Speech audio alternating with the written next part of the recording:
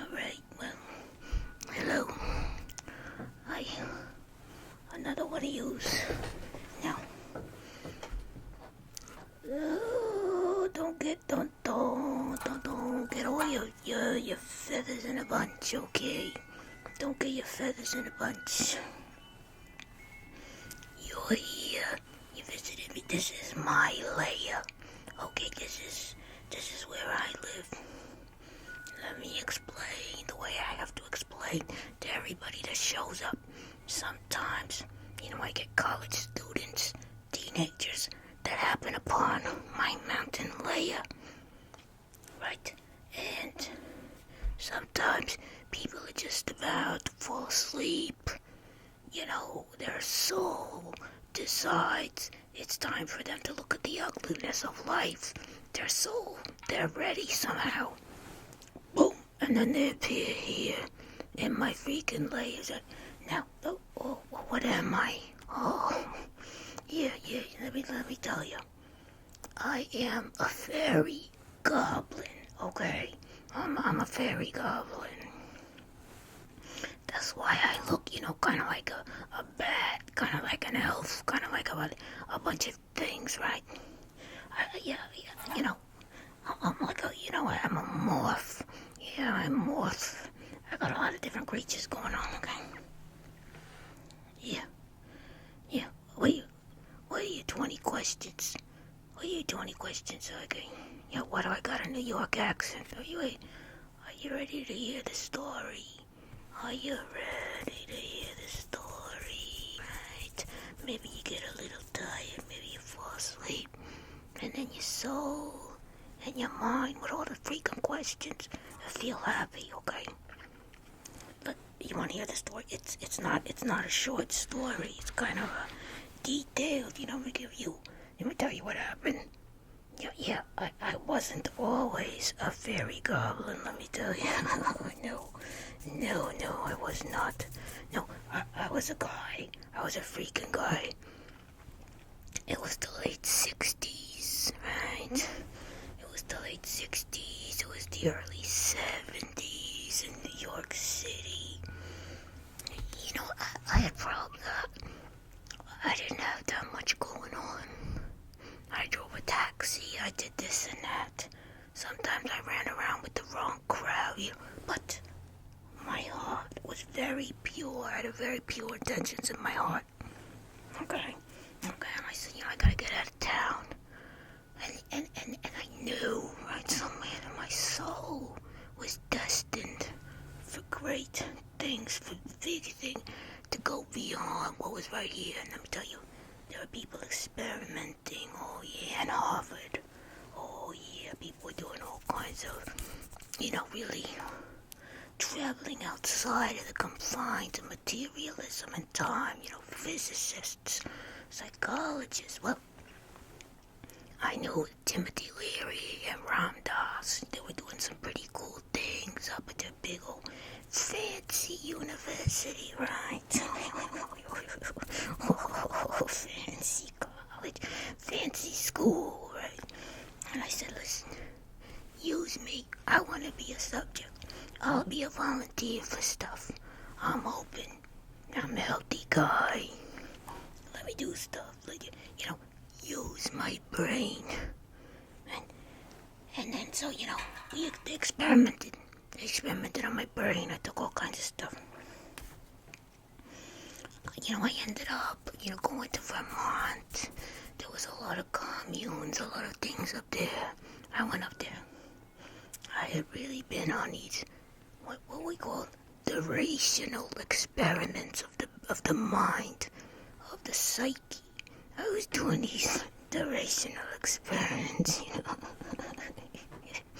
that I learned from Timothy Leary. And Ramdas, he wasn't Ramdas at the time. I can't remember his name.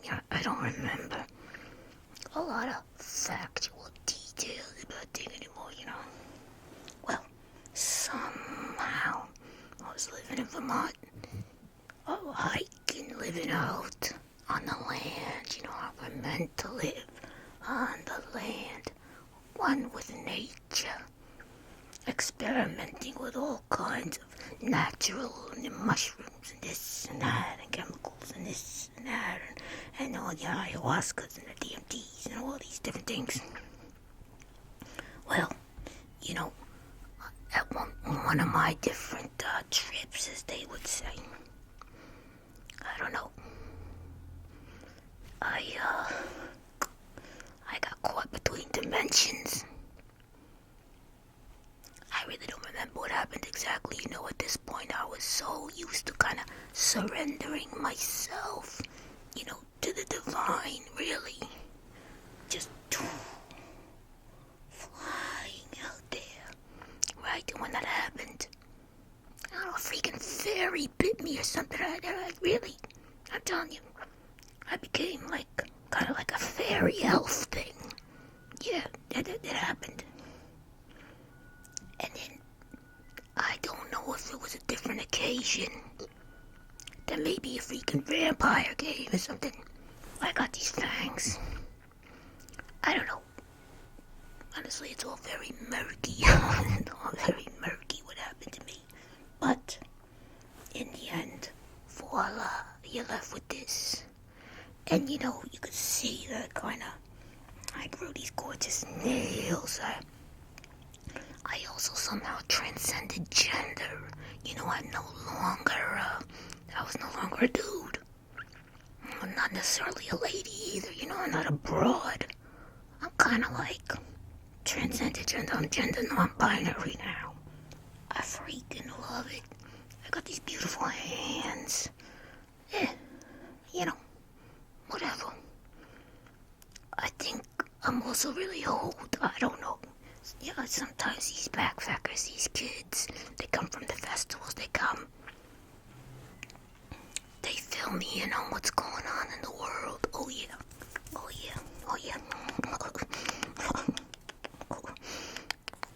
They do. I still get to follow my beautiful Yankees, because let me tell you, part of the reason I went on my whole trip was that the Yankees were doing so terrible in the late 60s, early 70s. Oh, my home, they were terrible. They were terrible. So I said, I have nothing to live for. And my Yankees are all messed up. And so, the youth, they come. They tell me what's going on. Sometimes I get to watch some of the Yankee games on these little, satellite devices they bring. And I can watch the game. Look. You don't believe me? Better well listen, I'm a Yankee fan. I want to watch. Oh, they're my beloved Yankees. Oh, yeah.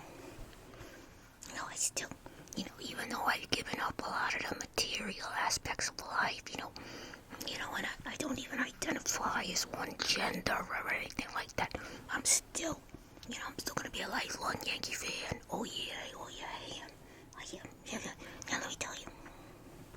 Let me tell you something. This Aaron Judge. I love the all rise for the judge, right? I love Aaron Judge. Sometimes, with my mystical powers, because I'm a mystical being, I want to intervene, in post-season when he seems to get a little nervous. He seems to lose his spark. He seems to lose his confidence, right? Guess what? No. I can't do it. I'm not going to do it. No. First of all, you have to ask permission from his guardian angel to do that. You do. Guardian angel, spirit guide, whatever you want to call it. And guess what? The gift, to intervene on spirit's behalf. You gotta have permission to do it. You do. You gotta have permission. And in a way, he's gotta find his own way. He's gotta find his own way into the postseason. I can't intervene even though I'm a Fairy Goblin. Aaron Judge, I know you might need like a mindset coach, kind of like a Ted Lasso scenario. I know what Ted Lasso is. Oh yeah. The summer hippies come in. They projected on my cave walls. I got to watch that Lasso. It was great. Oh, I loved it. I love that Lasso. Anyway, Aaron judged that it needs kind of like a good mindset coach. Someone's gonna tap into spirit. And say, you don't have to have the jitters, during postseason. Because guess what? Oh, the coach is a mechanical problem. It's a mechanical. It's not a mechanical problem. It's not a mechanical problem. No way. How come all of a sudden your mechanics goes a little during post? No.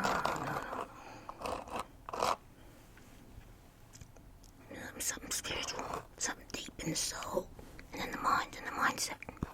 You gotta unlock, and you gotta say, I'm ready to fulfill my destiny, even under the highest pressure. That's what it is. Okay, I'm telling you. So, this is my little gift. Now, if Aaron judges spirit guide wants to help, make this happen, it's up to them. It's all up to them. That's all we can do is be benevolent and kind and wish him the best.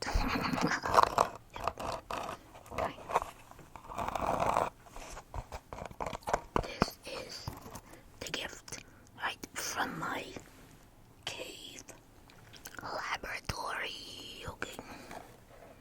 And I can see you're starting to get tired. Maybe you're ready. You're kind of ready to fall asleep. Good. You may not even remember this conversation happened. You say, what the, was it a dream? It was all a dream. I used to read What Up magazine. Salt and Pepper and Peppy D up in the limousine. Did I get the word right? Salt and Pepper and Peppy D. I don't know. Sometimes I try to keep up with what's happened, in New York and all things since I've been gone. Other times, no. I'm still just surrendering to the divine,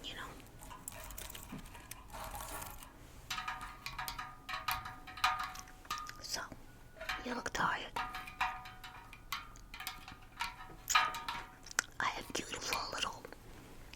I wish I knew you were coming. If I knew you were coming, I would have prepared, right? So I'm not necessarily totally prepared, right? But I do got some cool things here, metallic things. I don't know why today's my day. You visited me on Alchemy Day, okay? Let's look at this stuff here.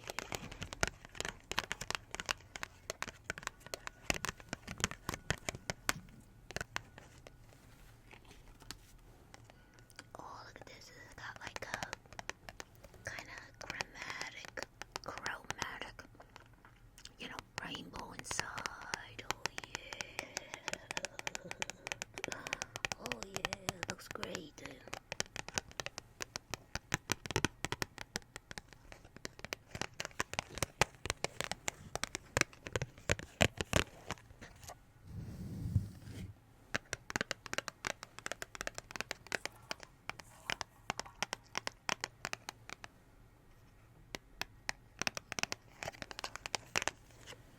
Pleasurable, right? Oh, life's pleasures. Oh, okay, try a different one.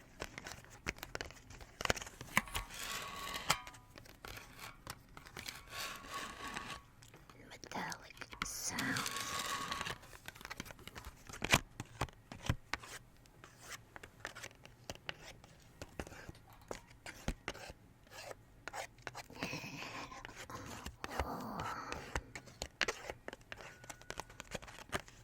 So what do you think? Getting a little accustomed to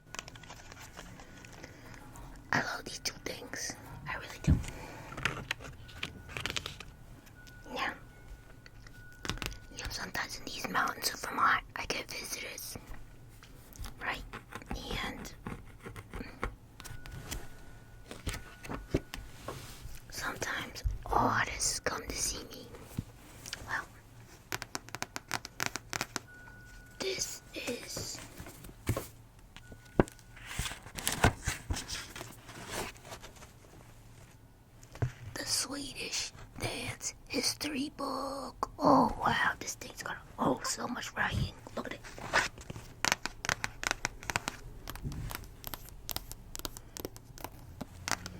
Another gorgeous metallic item. Very precious in my collection.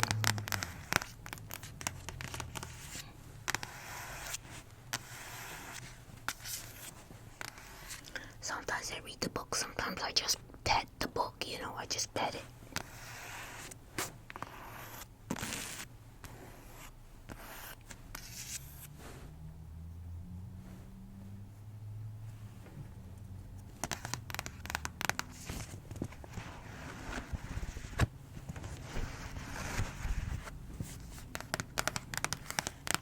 Shall we look at a little passage from the book? Let's see.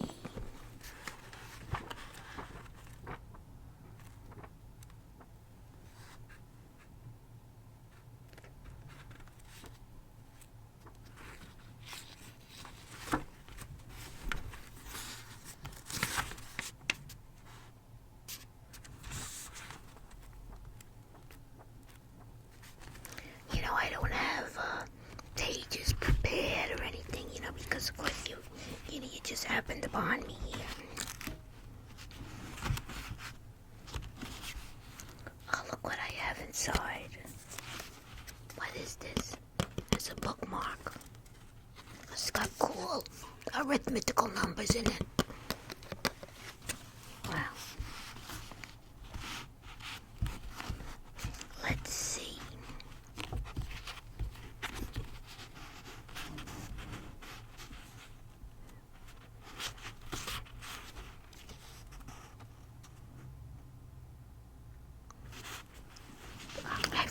Artist here. This article is called Policy by Fred Moten and Stefano Harney. And in the beginning, there's a little poem by James Brown called Funky President. Okay, let's get together, get some land, raise our food. Like the man, save our money. Like the mob, put up the factory. On the job. I like that poem, James Brown, okay. I remember James Brown, of course.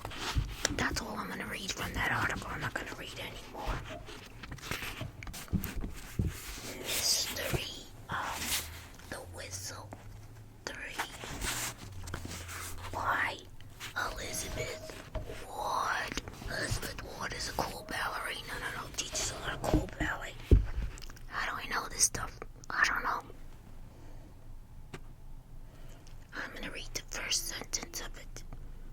Some months have gone by, and the whistling seems to have gone away. Pretty cool.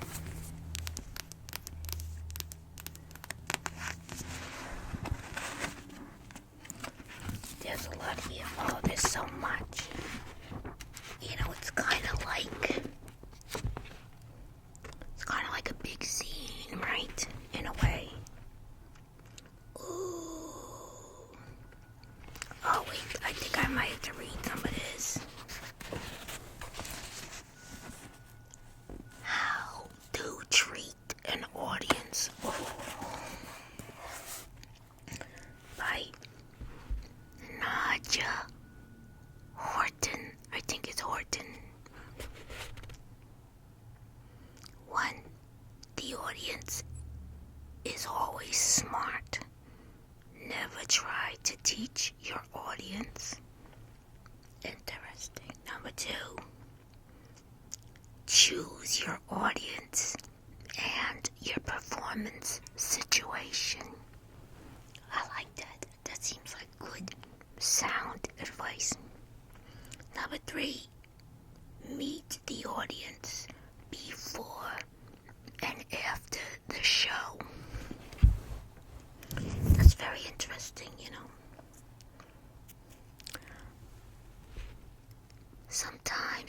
dream, I think I take a human form. One of my human forms was a choreographer, yeah. And their name was Larissa Velez Jackson, I believe so. Now this choreographer would always try to meet the audience before the show, try to talk to the audience beforehand, kind of like set the conditions of what was going to happen. But you know what? Their last show, this is literally me speaking like out of the ether because I don't know how I remember this. Their last show in 2022, when they started to identify as a choreographer with disability, they didn't talk to the audience after the show. No, it was too much on their nervous system. So they invited the audience to rest and reflect on what happened. Read some cool things off a scroll, lie down, and absolutely not bother the performers while the performers lied down and took care of their bodies and regulated their nervous system after the show. So I thought that was pretty cool. You know what? I don't know if I was inhabiting their body when this happened, but somehow I know about all this. Life's a mystery. I don't understand half of anything, you know what I'm saying? Okay, so I have some examples that say yay to this, how to treat an audience, and one example of a nay, you know what I'm saying? Okay. Number 5, never attempt to represent the audience on stage.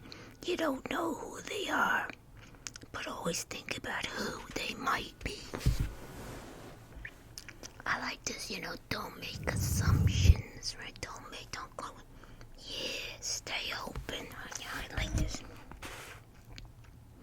Number 6, be aware of who you are, and therefore what you represent on stage.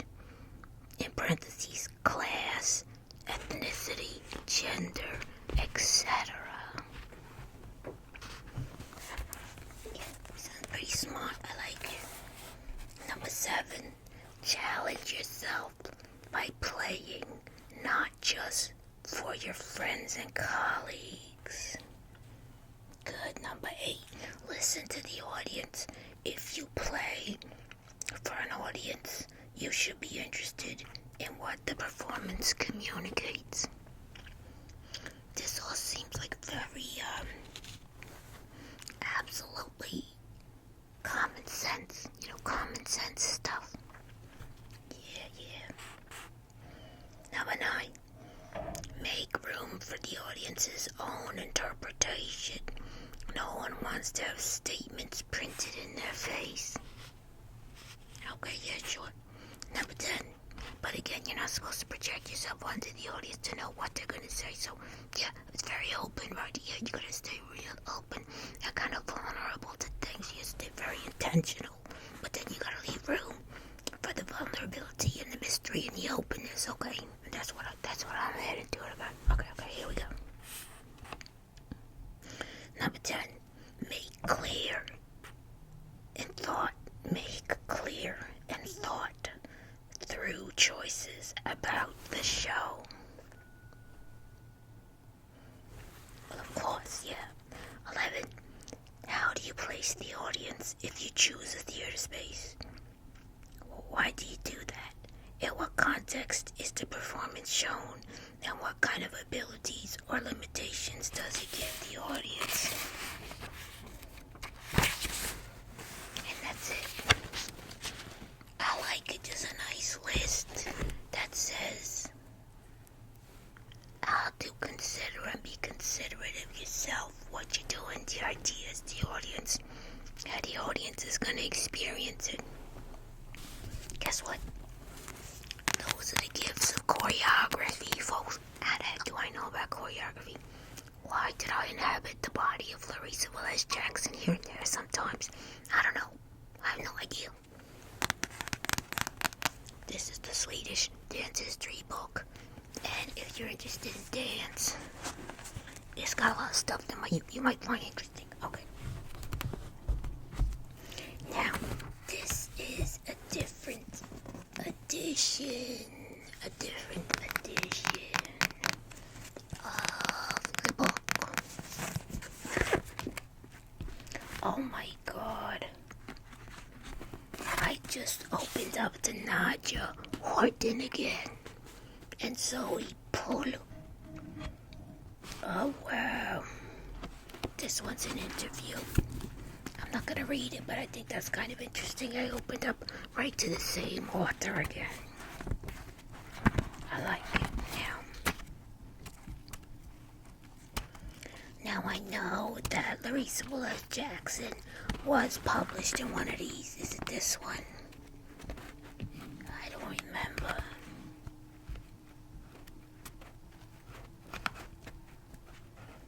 If I find it, I'm gonna read what Larissa had to say.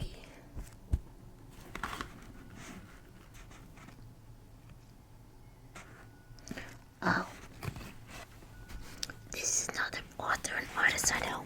Okay, between hormones and the moon, Alexandrina Hemsley and Amanda Prince. I don't know, I might be pronouncing that wrong and I apologize. Somehow I know Alexandrina Hemsley. Okay, the first sentence of that is, dance history is a bit of an oxymoron. Dance is a language of the body, like an oral tradition that roots itself in time and space, while being undervalued by a patriarchal society. Oh, yes. Absolutely indeed. You know, when I went into the mountains, when I went to kind of surrender myself to these experiments of consciousness, I was saying no to the patriarchal society. That was what was happening there. I was. And who knows, maybe that's why on my spirit journey, I transcended gender and became this. I love it. You know, I'm into it. I accept what has happened to me in this life. It was my choice. Some things were my path without it being my choice, but I still walked the path, you know. Absolutely. Now,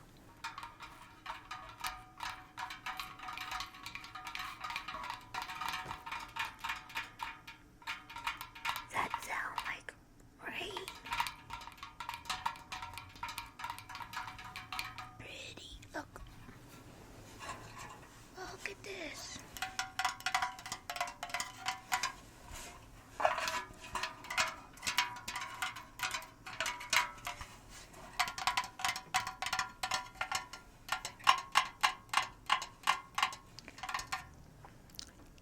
It's alchemy day, and I got my beautiful pentagon shape right here. 1, 2, 3, 4, 5. Pentagon.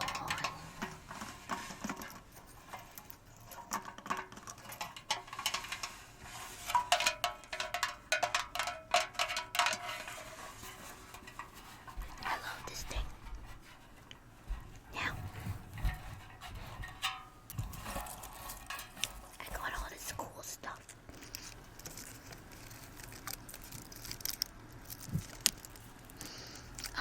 The smell. The smell of pine. Nothing like it. Nothing like the smell of pine. Oh, yeah.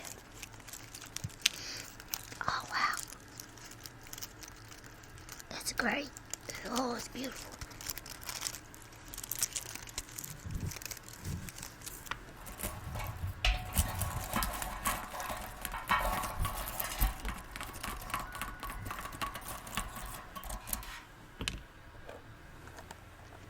These two things look how cute together.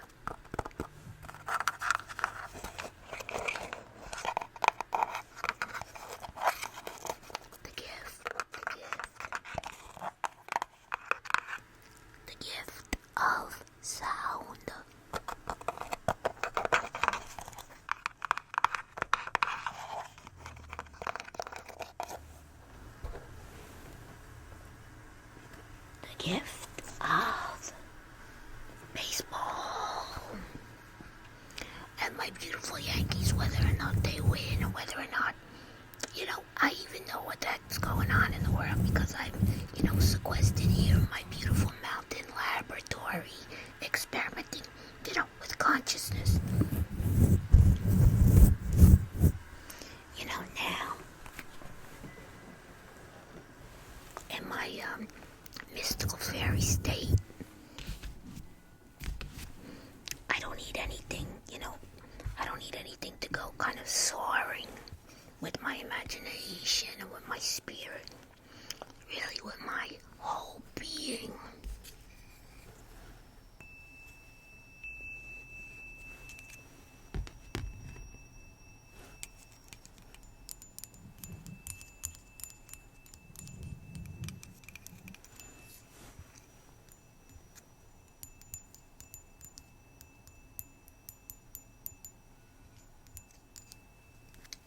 I wonder what this is like for you.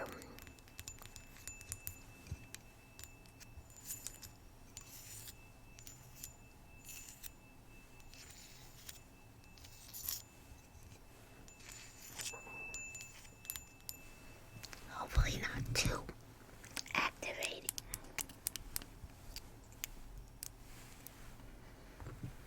Lastly, well, actually a couple things.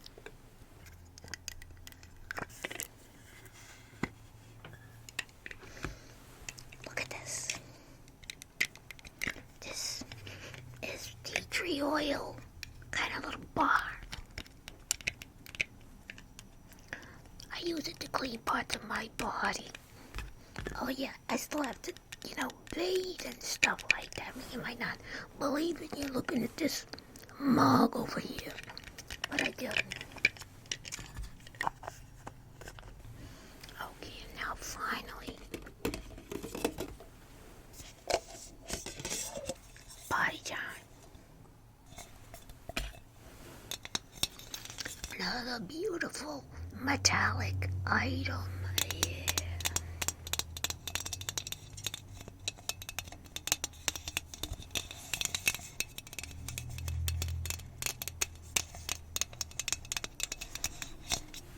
Yeah, we like to pour things. Oh yeah. Oh yeah. Oh yeah. Oh. Pour this. Pour that.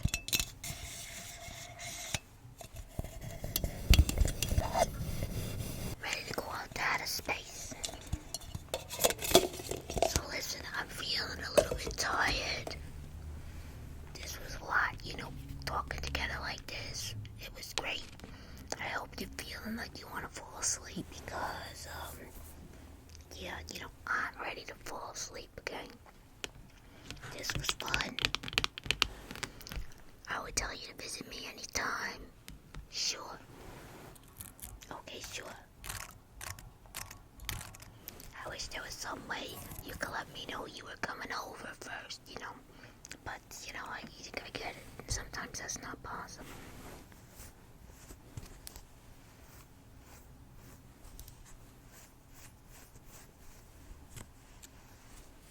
So,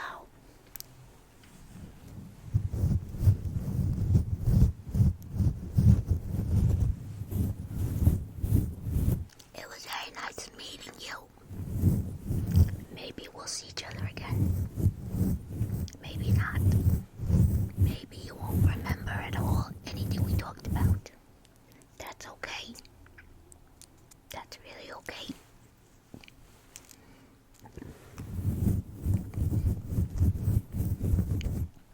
In some other dimension, some part of you may remember, just like some part of me may remember why the heck I inhabit the body of choreographer Leary Jackson sometimes. I don't know. Maybe I'll see you at a show one day. Well, Larissa's or somebody else's, right?